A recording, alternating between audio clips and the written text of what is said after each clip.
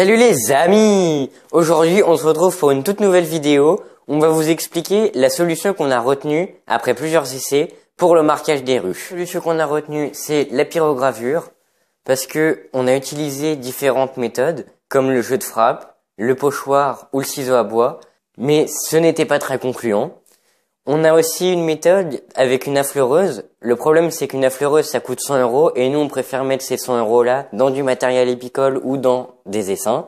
En plus, mamie avait une pyrogravure, ce qui était plus pratique. Et comme papa, en ce moment, il a un petit peu de temps, bah, il fait de la pyrogravure.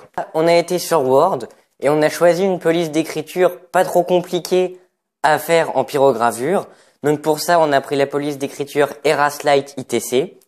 Et pour que ça respecte la réglementation qui impose au moins 3 cm, on a pris une police de 145. Et maintenant, on va vous montrer comment on fait de la pyrogravure sur nos ruches. J'ai oublié. On va utiliser la colle Aérocol de chez Cléopâtre. On va vous mettre toutes les références de cette colle-là en description. Et sinon, vous pouvez aller toujours consulter le site lesbisdétane.com. Elle sera en référence. Cette colle-là, ça va rappeler aux anciens, donc pour ceux qui sont nés avant 2000, les petits tubes de colle qui étaient tout blancs avec les petits bouchons orange. Et pour ceux qui sont nés après 2000, bah vous allez pas sentir d'odeur. Il y a que les vieux qui peuvent sentir ça. Ouais, tu te calmes, hein. Donc sur votre feuille, vous allez la mettre de côté, ça va être plus simple. Et vous allez venir mettre des petits coups de bombe pour juste coller les parties dont vous avez besoin, donc en l'occurrence ici. Ça va permettre à votre feuille de ne pas bouger quand vous allez faire de la pyrogravure, mais c'est juste pour tenir légèrement. Donc comme ceci. Donc une fois qu'on a mis la colle sur notre feuille, on va venir la poser sur notre ruche. Si on la pose et que c'est pas forcément très droit ou bien placé, on peut se dire qu'on peut quand même la décoller et venir la remettre après. Qu'à peu près, ouais, comme ça me paraît bien.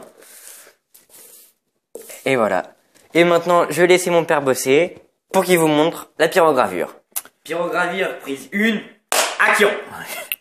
C'est mon tour de travailler maintenant. Ethan m'a mis la ruche sur la table, puisque vous savez que je suis un peu handisport en ce moment. J'ai plus qu'à faire la pyrogravure, donc c'est pareil, on est dans la découverte. Donc on a ce bloc de pyrogravure là, avec une pointe qu'on a pris qui est plutôt triangulaire. Voilà, fine et triangulaire. Il y en a une qui est toute plate, mais ça ne convenait pas. Il y en a une qui est ronde, mais c'est compliqué de faire le décalquer avec. En tout cas, moi, j'ai pas la main. Donc voilà, avec la petite pointe comme ça, biseautée, c'est parfait. On vient appliquer la pyrogravure sur les lettres. Donc moi, au départ, je fais des pointillés. Et ensuite, je rejoins les pointillés à chaque fois.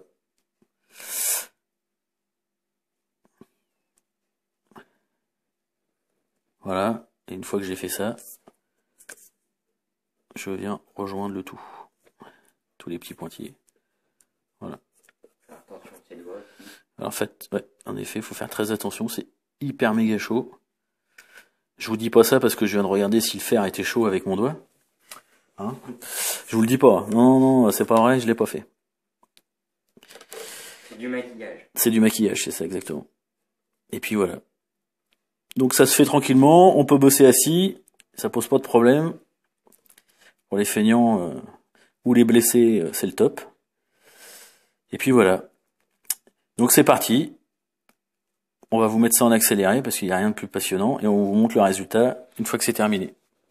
Au feu. Voilà. Allez, c'est parti.